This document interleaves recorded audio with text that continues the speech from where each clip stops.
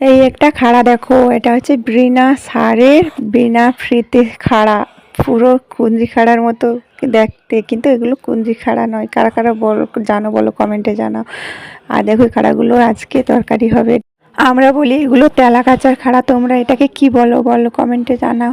আর এদিকে দেখো এই খাড়াগুলো খেতে যেমন অনেক ভালো লাগে গরমে, এত গরমের মধ্যে অল্প মশলাতেই এগুলো রান্না করা হয়। আর বেশি গরমে রিচ রিচ রান্নাটা খাওয়াই শরীরের পক্ষে এখন ক্ষতিকারক। আর তার জন্য দেখো এগুলো পুরো সাদা মাঠা রান্না করব। আর এগুলো বাছতে অনেকটা টাইমও যায়, যেমন টাইম যায়, কিন্তু খাড়াগুলো খেতে না খুবই সুন্দর লাগে।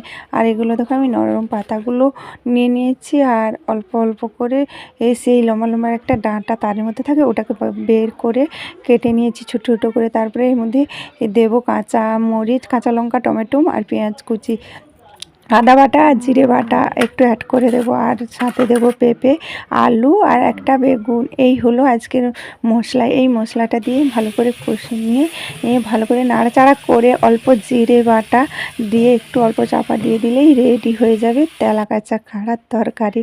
খেতে কিন্তু খুবই সুন্দর ভালো লাগে, আমার ফেভারিট খাড়া। আমি এটাকে প্রায়শই আমি রান্না করে থাকি।